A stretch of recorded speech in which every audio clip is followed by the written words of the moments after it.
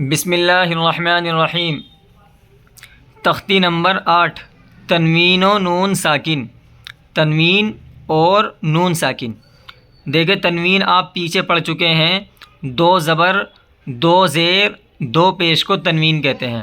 یہ 2 زبر ہے، ٹھیک، اس کے علاوہ 2 زیر اور 2 پیش پڑھ چکے ہیں آپ کہ 2 زبر 2 زیر اور 2 پیش کو کیا کہتے ہیں؟ تنوین کہتے ہیں۔ اب نون ساکن کو سمجھ لیجئے۔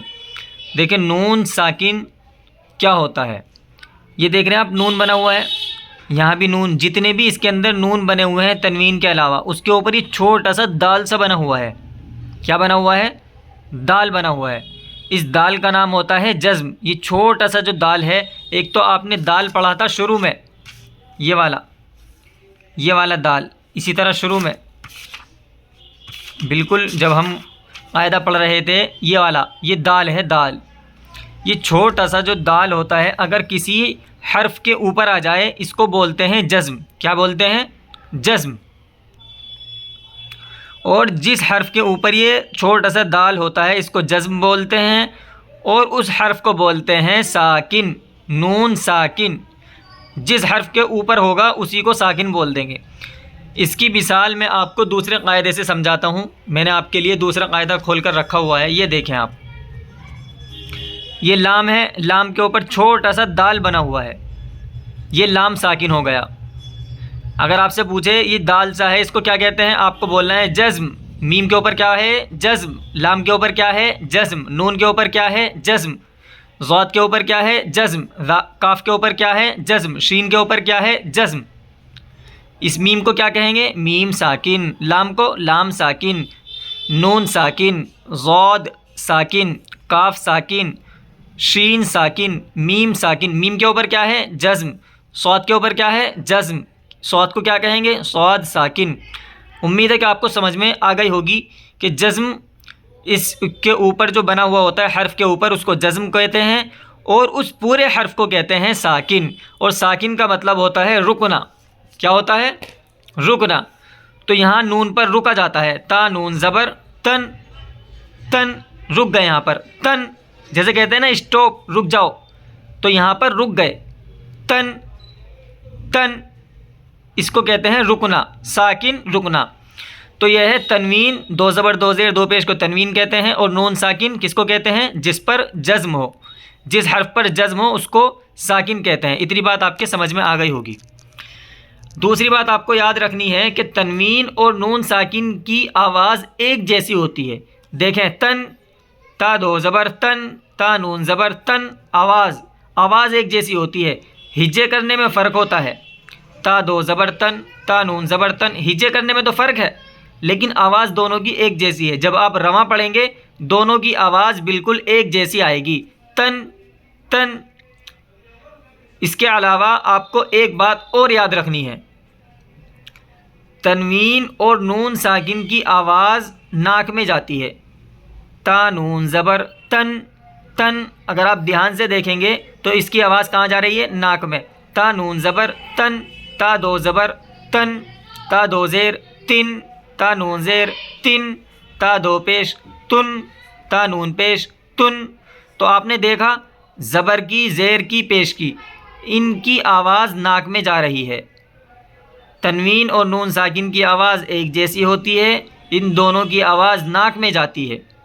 اور تنوین اور نون ساکن کی آواز جب ناک میں جائے، اگر آپ تھوڑی دیر ناک میں آواز کو روک لیں تو اس کو کہتے ہیں گننا۔ کس طرح روک لیں؟ جیسے تن، تن، تن، تن، تن، تن۔ آپ کو روکنا نہیں ہے، لیکن آپ کو کچھ باتیں سمجھائی جا رہی ہیں، یہ باتیں آپ کو آگے کام آئیں گی، یہ اسی سبق میں سمجھانا ضروری ہے۔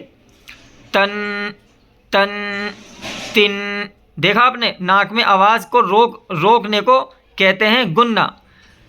تنوین اور نون ساکن کی آواز ایک جیسی ہوتی ہے، تنوین اور نون ساکن کی آواز ناک میں جاتی ہے، تنوین اور نون ساکن کی آواز کو تھوڑی دیر ناک میں روکنے کو گننا کہتے ہیں۔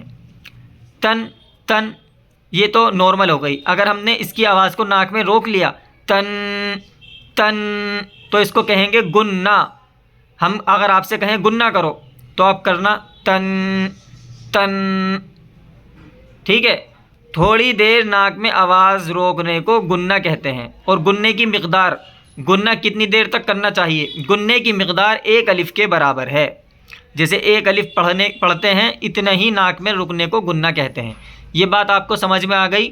اس سبق کے اندر صرف یہی بیان کیا گیا ہے. اب آپ اس کی رواں دیکھ لیں. تن تن، تن تن، تن تن، سن سن، سن سن، سن سن، جن جن، جن جن، جن جن، دن دن، دن دن، دن دن. تو انہوں نے تنوین کی بھی مثال دی ہے اور نون ساکن کی بھی مثال دی ہے، صرف یہ بتانے کے لیے کہ تنوین اور نون ساکن کی آواز ایک جیسی ہوتی ہے. تنوین اور نون ساکن کی آواز ناک میں جاتی ہے. تنوین اور نون ساکن کی آواز کو تھوڑی دیر ناک میں روکنے کو گننا کہتے ہیں، اور گننے کی مقدار 1 الف کے برابر ہوتی ہے. یہ آپ کہیں پر لکھ لیں اور یاد کر لیں. کبھی بھی آپ سے پوچھی جا سکتی ہیں یہ باتیں آپ کو آگے کام آئیں گی. عادن، عادن الف مدہ، ٹھیک ہے. سوء واؤلین، واؤ ساکن سے پہلے زبر ہے. قریب، قریب یا مدہ، یا ساکن سے پہلے زیر ہے، تھوڑا کھینچ کر پڑھیں گے. فمن، یہ ہے نون ساکن، ٹھیک ہے. عظیم یا مدہ، یا ساکن سے پہلے زیر ہے، تھوڑا کھینچ کر پڑھیں گے. کن، نون ساکن ہے. نون ساکن کس کو کہتے ہیں؟ جس پر جزم ہو اس کو نون ساکن کہتے ہیں. سمجھ میں آ گئی بات؟ مرض، رسول، واو مدہ، واو ساکن سے پہلے پیش ہے. شیئن، شین یا زبر شی، حمزہ 2 زبر ان، شیئن یا لین، یا ساکن سے پہلے زبر ہے. جلدی پڑھیں گے، نرم آواز سے پڑھیں گے، معروف پڑھیں گے. غشاوۃ الف مدہ، الف سے پہلے زبر ہے، تھوڑا کھینچ کر پڑھیں گے. غاسق الف مدہ، الف سے پہلے زبر ہے، تھوڑا کھینچ کر پڑھیں گے. ہدن، ہا پیش ہو، دال 2 زبر دن، ہدن. اس سبق کا مقصد آپ کو پتہ چل گیا ہے. جو آپ سے بتایا گیا ہے اس پر محنت کریں اور خوب محنت سے اس کو یاد کریں. کوئی چیز سمجھ میں نہ آئے تو آپ ہم سے معلوم کر سکتے ہیں. السلام علیکم ورحمۃ اللہ وبرکاتہ.